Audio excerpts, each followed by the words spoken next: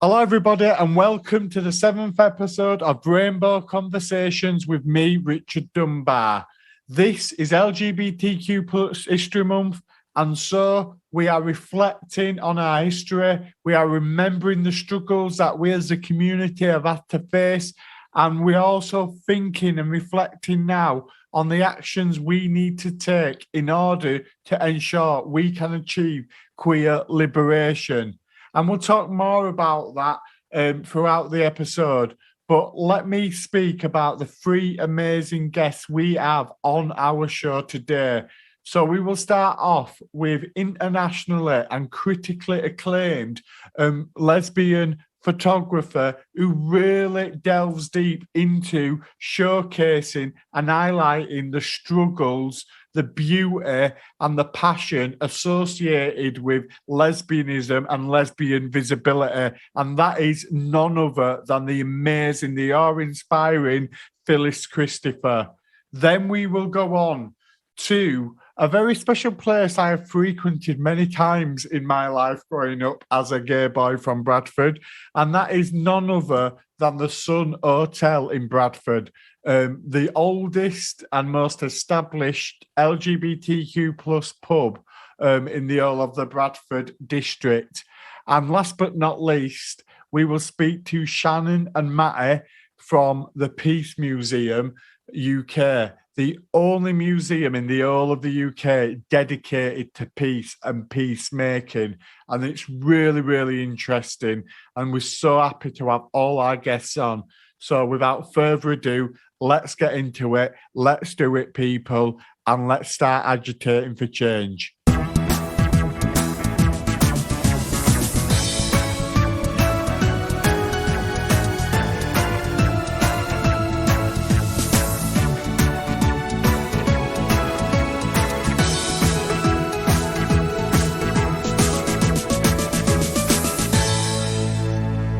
Hello, everybody, and welcome to this LGBTQ History Month special episode of Rainbow Conversations with me, Richard Dunbar. And today we are going to be celebrating the work of somebody very, very special in the queer world. And that is none other than Phyllis Christopher. Phyllis is a photographer, and her work celebrates LGBTQ plus sexuality and protest in San Francisco.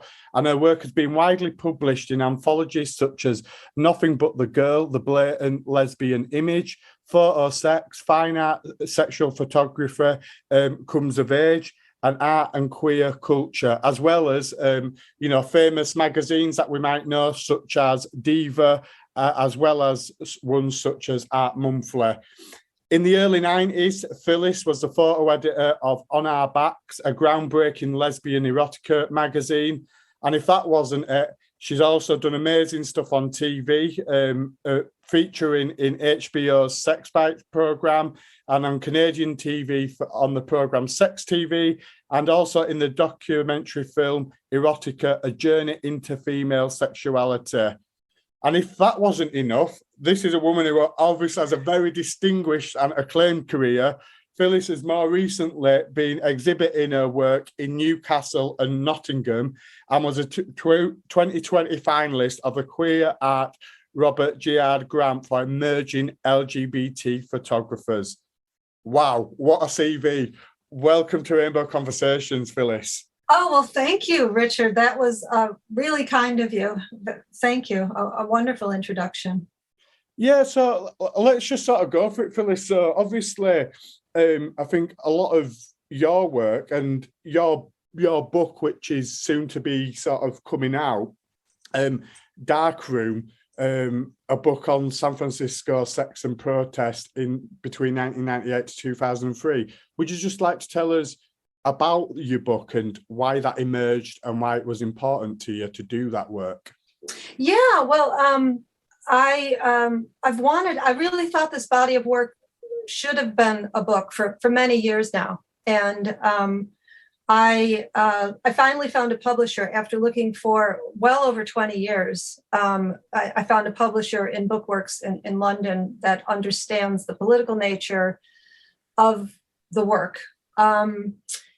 I arrived in San Francisco around 1988 and found myself for a photographer, like in an amazing situation. It was like the middle of the LGBTQ civil rights movement. It was also, unfortunately, the AIDS epidemic. And it was also partly because of all of that, there was a blossoming and celebration. But I shouldn't say that so close to the AIDS epidemic. What grew out of all of that grief and protest was a sense of the community finding themselves and demanding visibility. And I was particularly concerned with lesbian visibility, which in those days was quite dismal. The mainstream press was cruel and inaccurate for all of us. But as a lesbian, I decided to focus on lesbian sexuality. Because of the AIDS crisis, we needed to talk about sex very graphically. We all needed information, and we weren't getting it from the government, so we had to rely on one another. And I worked for a magazine called On Our Backs. That was, the tagline was entertainment for the adventurous lesbian. So it was entertainment, sexy entertainment, but it was also very focused on education. Yeah. Yeah.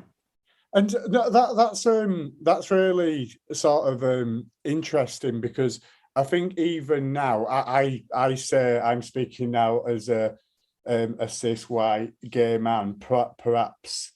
I know there shouldn't be a pecking order, but even in queer circles, I think cis white gay men get the better end of the deal. Do you know what I mean? But I think still now, I think things might have improved in terms of lesbian visibility, but how important would you say even now in 2022 that your work is showcased and shared? Because I still get a sense that we're living in this heteronormative world.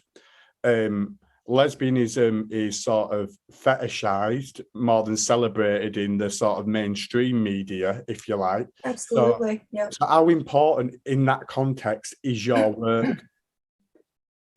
In that context, it's vitally important because my work is very realistic, and it's a celebration of real lesbians. It's not, a fetishized sort of Hollywood version whatsoever. And I think I love history, and it's really important for younger people to be able to look back at these pictures and understand what happened 30 years ago and how this has all evolved. Right now you can look up anything on Google. Back then, this is pre-internet, and it was really important for us to communicate through pictures. There was this unbelievable willingness from women in the community to be photographed and to be photographed sexually, because they knew their story wasn't being told. And it was true with gay men too, and everybody. There were plenty of gay male photographers photographing sex, and we were all friends, and we all communicated about the need for this. So I think the images, I happen to know the images are very inspiring to other photographers who are much younger than me, and they're starting to do erotic work too. So, yeah.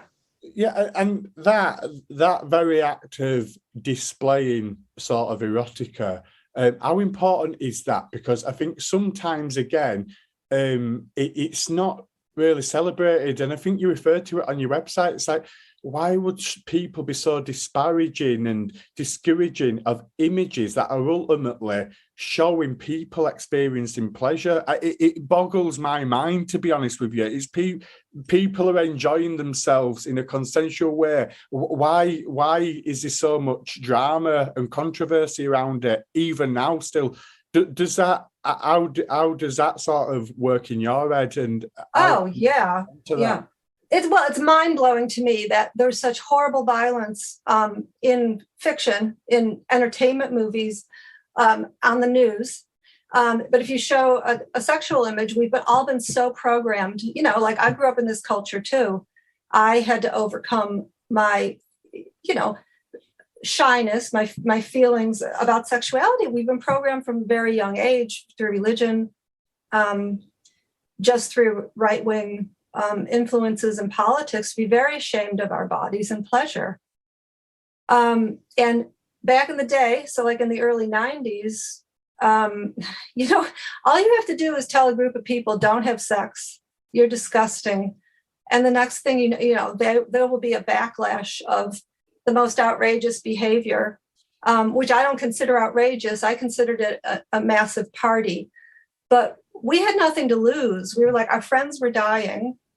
The lesbians had come out of an era of like very serious political discussions about how pornography or photographing sex of any kind was, you know, objectifying women, and there was no way to do it. You just couldn't do it. And my generation disagreed very strongly. And we were tired of like, well, I really respected the conversations, the political conversations that had happened in the 70s and early 80s, but we didn't want to have much to do with it anymore. We wanted to have a good time. And I really took the gay male template of the 70s, like the excess and the discos and the bathhouses and all of that. And all of my friends thought, well, that's so exciting. You know, let's sort of explore that and take that forward. Let's like pick up the party. And that's what a lot of the work is about. Just feeling proud. And, you know, because you had the media saying, you're dying because you're having sex. You're all disgusting, you know, and there was no help. And it was also the era of Madonna's sex book. I remember when that came out, like we had already been doing work like that. And she came out with that sex book, and, you know, I was in the United States. So I just remember the attitude there, which was, oh, she's so disgusting. Why does she care about that? And then all of us were saying, well, she's a young woman exploring her sexuality in an era where people are told not to anymore because you're going to die if you're promiscuous, you know. Yeah, I just think that's really interesting. So I suppose your work, your book, Darkroom, is an act of, as well as a celebration, a clear-cut celebration of lesbian culture, it's also an act of defiance of a world that tells us we are disgusting as a queer community as well. Yes. Yeah. So in your book, in Darkroom, you've sort of explained the concept of the photos, etc. But out of all of them, I know this is going to be a difficult question to answer, perhaps, but are there a few what really spring to mind that you could describe to the listeners that you think, yeah, that defines my work, or that defines me, or that defines the community I'm a part of? Well, yeah, two images come to mind very quickly. One is the torso of, I'm going to call her a butch woman. I don't even know if people use language like that anymore, but she was like really in her body, and she was a dancer at a club. And I was able to photograph her in a very artistic way, even though it was in a club. And it's just such a very strong image of a strong woman. And you don't see, nudes like that in photography very often. It's always like very feminine bodies. So I very much concentrated on a more, masculine kind of eroticizing the butch. I mean, those were the kind of women I was attracted to. And I wasn't seeing it eroticized and done well. Sort of my generation of photographers started doing that, and the photographers previous to me started doing that. We needed to redefine what we thought was beautiful. We just needed to depict what we thought was beautiful that we weren't seeing. So that's one of the images. And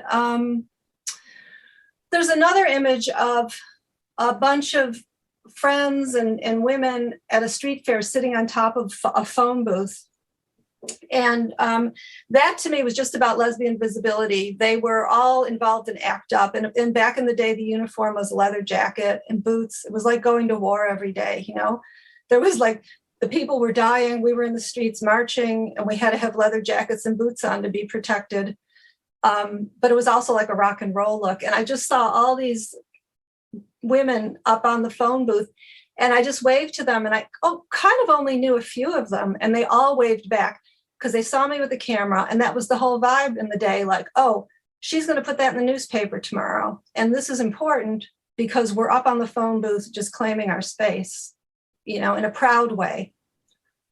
Do you know what? Out of all the pictures you sort of showed me, that was the one what really stayed with me as well. And just for exactly all the reasons you've just described it, that picture really perfectly depicts that. And it's like, just the smiles, and it's like, we're here, we're happy, but we're also defiant. We're not going anywhere as well. It's a beautiful image. So everybody should see that image. If you've not seen it, people, when Phyllis's book is out, Dark Room, San Francisco Sex and Protest, 1988 to 2003, you must check it out, people. And we will put a link, Phyllis, in the episode bio so people can go and buy it. Great.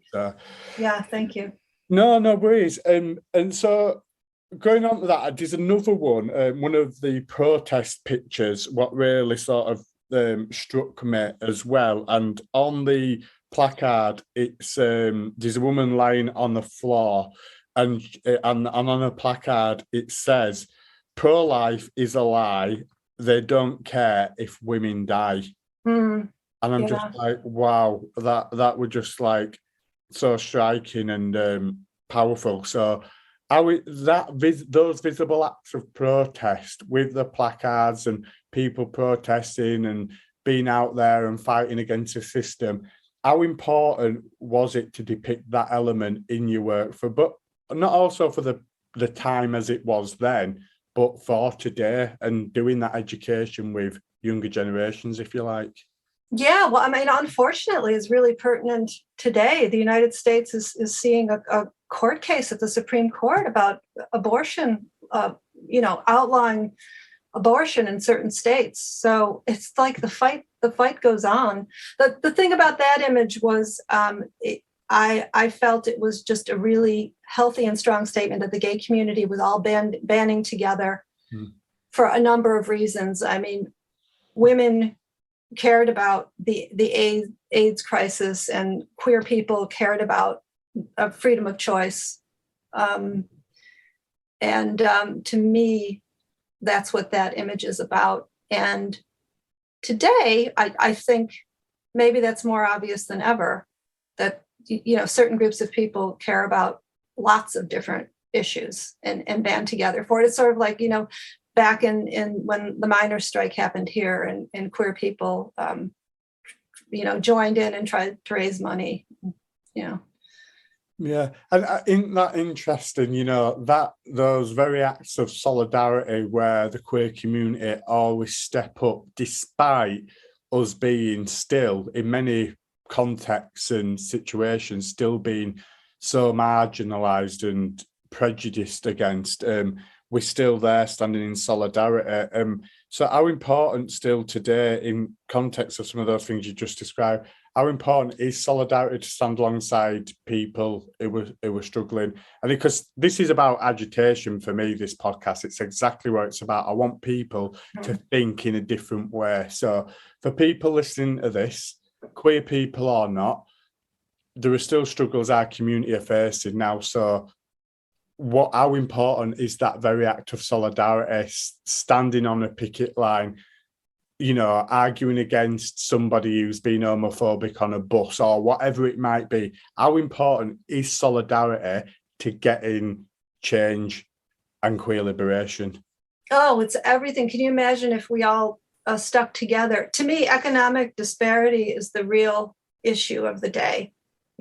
Forget other identity politics. If we all just stuck together and demanded change in like a proper labor movement, and then the planet's burning up, so nothing's going to matter. If we're all separated into groups, and the powers that be love it when we're fighting with each other. If we're having racial conflicts and all that, we're not concentrating on the fact that corporations are ruining wages and the planet.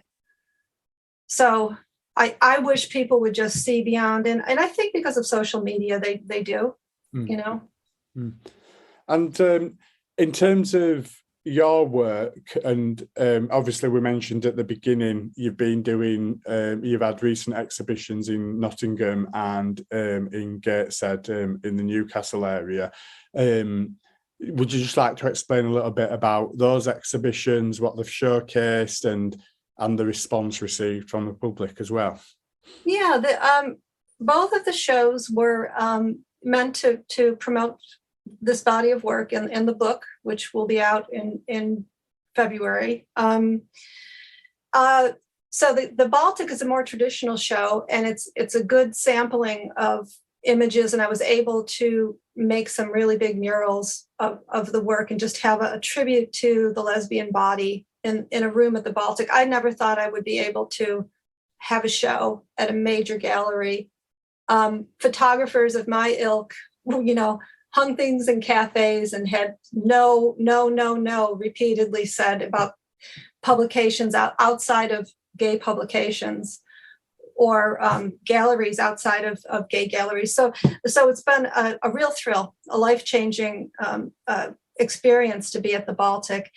And then I have a show in Birmingham at Grand Union, which was a different kind of thrill because I had time to look into my archive at things I hadn't shown before. And I'm very interested in the photographic aspect, the very technical photographic aspects of this work. It's all analog work. So it really appeals to photographers, and there's a lot of young photographers who want to go analog right now. And I actually show real negatives that are partially exposed from the beginning and the end of the roll of the film. And it's something that just doesn't happen anymore unless you're shooting traditionally. So you walk into this completely dark room at Grand Union and you see a light box and you can look at the actual negatives, and then you can see some Super 8 films that I made that sort of informed the later erotic work. I was working in film when I was in school. I started graduate school in San Francisco and made a few Super 8 films. So I took segments of that, and they're playing on a loop. So it's a real environment of from my archive that I hadn't seen before, that I hadn't shown before, and I actually hadn't seen some of this stuff definitely for years, and sometimes I just overlooked it at all, completely. Because when you're going out shooting an assignment, you just go for the shots that you think are going to be most appealing.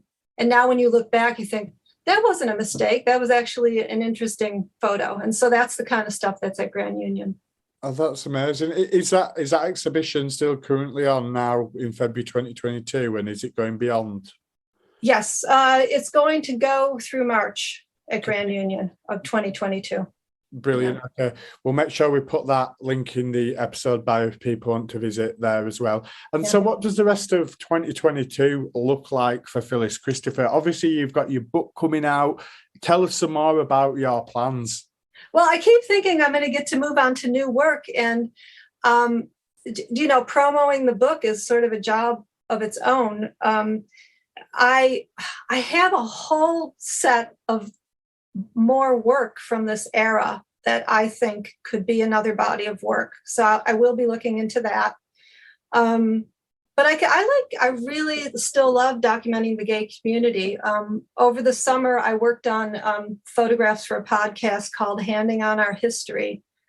And it's the Northeast story of the lesbian and gay community from my generation. So about the 80s and 90s, having conversations with young people today, people in their 20s and maybe a little younger, and exchanging information. And so I did the portraits for that. And to me, that was a great honor. And, I continue to want to document the gay community.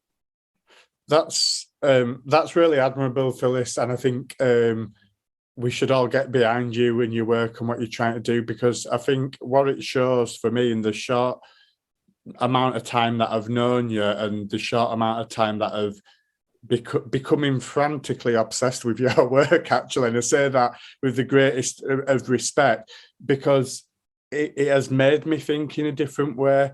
It has made me think about lesbian visibility a lot more. I've got friends who I speak to a lot about that, but I'm starting to think now, what can I do to do that? Because actually, I don't think even now, even though things may have progressed on from what they may have been 20, 30 years ago, I still think lesbian visibility and fighting for it is still very much a cause we all should get behind, to be honest with you. And I think your work does that and has made people think, and it's agitated me, and I know it will agitate others into thinking differently and pushing for change. So people, you need to buy Dark Room by Phyllis Christopher, because you'll enjoy it, you'll get pleasure from it, but you'll be educated and you'll want to change the world because of the inequalities that still exist, particularly for the lesbian community. So, Phyllis,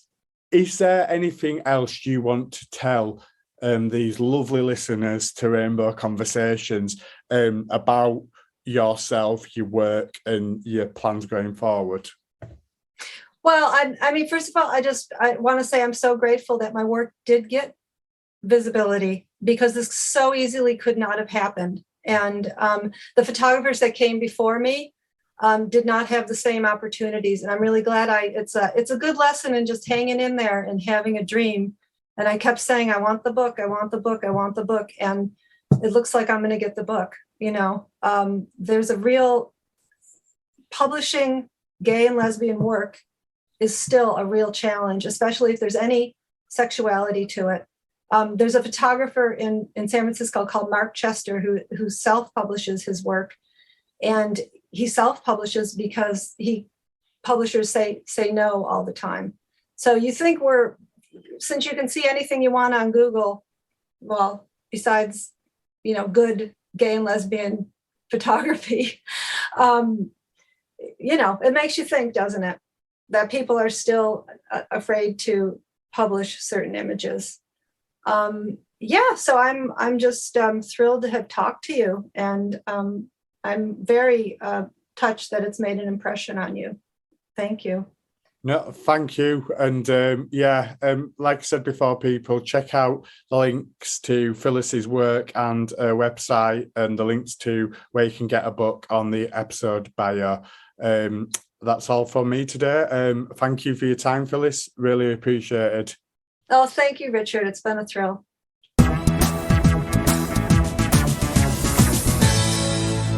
Yeah, so welcome to this episode of Rainbow Conversations. And in the Rainbow Spotlight this week is somebody very important in the queer world in Bradford and in the wider Yorkshire region, actually.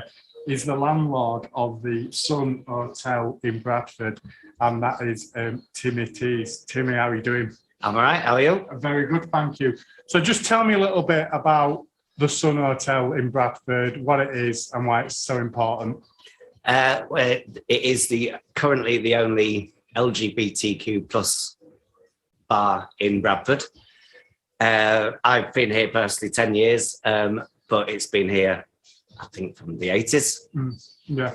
And why is it so important to have a queer bar like the Sun in Bradford? What does it stand for? Well, even though a lot of homosexuals do feel comfortable out on the straight scene these days, there are still a lot of people that don't. So it is important to have a bar that caters for them and hopefully keeps them feeling safe. Which is very important. And how would you describe the vibe and the aesthetic of the Sun? What could people expect if they've never been here before? Well, we had a review once, which was my favourite. I don't think it was supposed to be a particularly positive review, but it said it's a gay bar that's stuck in the 80s, and I'm quite happy with that review. And we all love it for that reason. So yeah, and so what would it? So if I'm somebody, I don't know, I've come from London or somewhere, I've come for a weekend in Bradford, and I've heard about the Sun. What am I going to expect on a Friday and Saturday night? Drag queens, don't come in if you're easily offended. Yeah.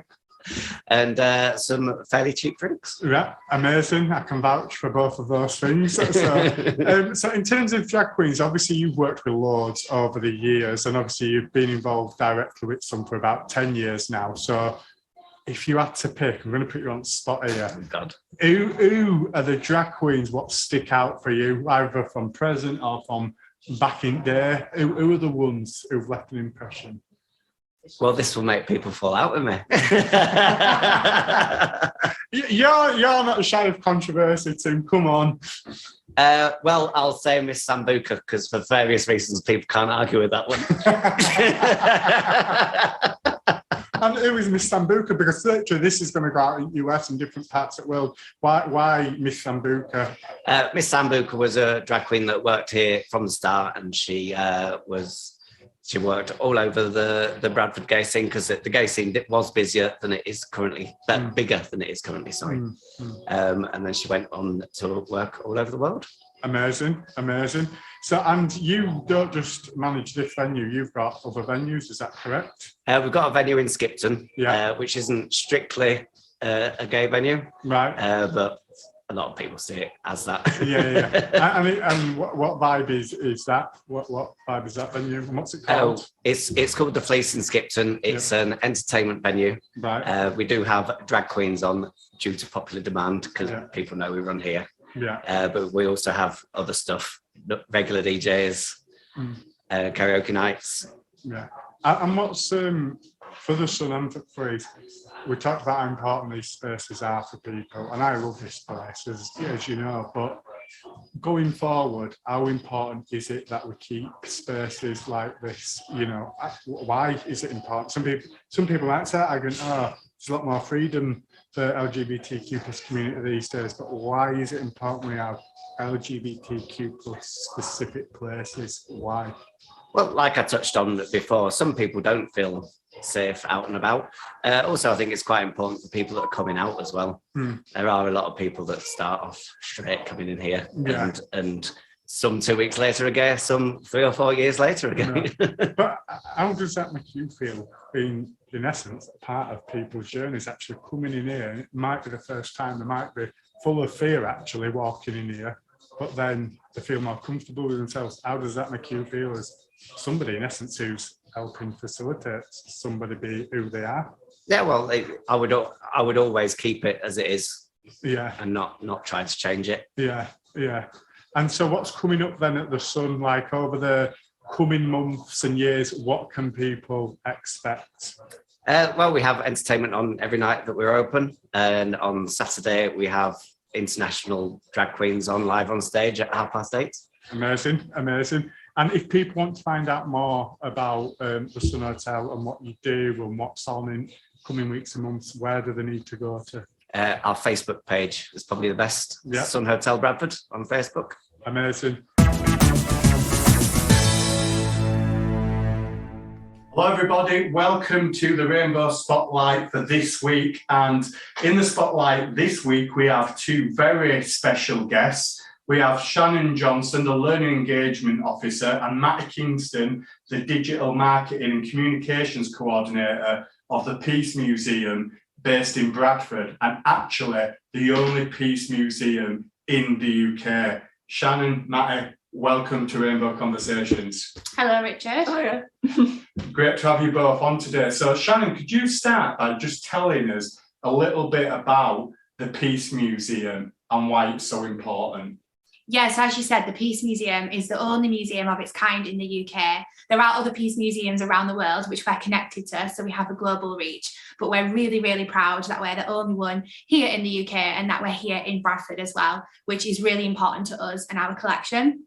So the Peace Museum, we have a collection of over 9,000 objects, and they tell the story of people who have tried to make the world a more peaceful place. And that's on a local, national and international level as well. And that collection is so varied. We have textiles, artworks, placards, badges, postcards. It's really, really varied, and it's a really rich kind of celebration of people who've tried to make the world a better place. And how long has the Peace Museum been in existence? So in 2018, we celebrated our 20th anniversary. So we're about 23 years in now, I think. Wow, amazing. And obviously you do a lot of work and looking back on the struggles around war and the response to it and the protests, etc. to it. But you also do a lot of things that are very current and relevant to now. So how do you navigate that between appropriately reflecting on history, but as well as representing current struggles that exist in the world as well? I think we're really privileged to have such a unique collection, and that collection helps us reflect. So we can look at things in the collection that were done years ago. So for example, this week, as a workshop we've been running, we've been talking about the current police bill and what the impact that will have on peaceful protests and peaceful demonstrations. And we found a badge in the collection from the 80s that says oppose the police bill. And then obviously we're doing a workshop this week where people have been coming in and doing a badge about oppose the police bill now, and kind of connecting that to what's happening and to what's happened, like the awful murder of Sarah Everard and the way the police responded to that. So yeah, we're based in this really amazing collection of objects, and that allows us to kind of talk about these issues, and they kind of provide inspiration to our visitors to start thinking about some of these issues and how it relates to their lives today. Amazing, amazing. Now, what really excites me about the work you're doing at the moment is you've got a very special exhibition called Peace Out. I just wondered if you could explain a little bit about what Peace Out is as an exhibition and why it fits particularly within the context of the queer community. Yeah, so I'll start telling a little bit about the exhibition. So it started back as a project back in 2019 was when the first phase of the exhibition actually opened. But in the years previous to that, we've been doing a contemporary collecting project, which means we want to ensure our collection keeps growing and we're adding things that represent the stories of peacemakers today. And it was part of that we decided to focus on LGBTQ plus people and the impact that they have on peacemaking. So it was through that we kind of came up with this idea for the exhibition Peace Out. So it opened in 2019 in the gallery as a permanent exhibition, and it was on display there until we closed last year. And then a new kind of area and aspect of that work is we wanted to take it out on tour. So it did get delayed a little bit by COVID, but I'm really pleased to say that this year we've been able to take it out on tour and also launch it as a digital exhibition. So there's a digital version of it, and it's currently on display at Bread and Roses, which is a cafe in Bradford City Centre. And it's very soon going to the Equity Centre, which is an LGBTQ plus community space in Bradford as well. Amazing. We'll now come over to Matt, obviously as the new digital marketing and communications coordinator for the Peace Museum. Matt, why is this exhibition so important to the queer community? Yeah, I think it's really important in terms of situating the queer community within peacemaking and the history of that, where these are often people that would have been forgotten or glossed over. And also, I think a really important part of this exhibition for us has been thinking about what does peace mean to individual people, and that actually, you know, where many of us might not have been affected by war like nowadays, actually a lot of queer people experience peace or a lack of peace in a way that is different, and that's a story that really needs to be told. And also, yeah, I mean, with the exhibition as well, we've been able to be out in the community in Bradford, running safe spaces and having events that centre around the queer community. We ran a spoken word night a couple of weeks ago, which was great, and it was really successful.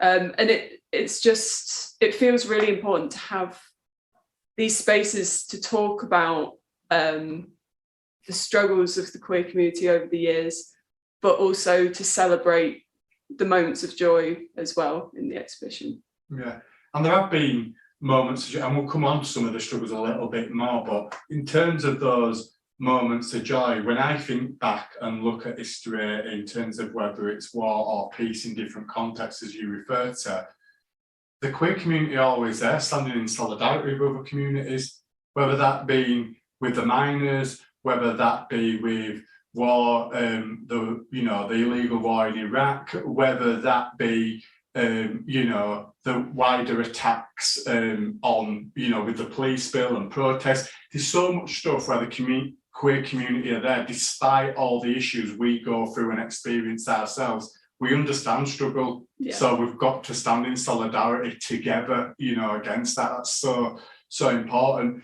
And at the moment, right now, one of the biggest things for me, not only in this country but actually across the world, and at the time of recording, we're a couple of weeks away from Trans Day of Remembrance, for example, is what I see an attack very clearly on the trans and non-binary community at the moment, like vilified in the media, you know, really unnecessary sort of attacks.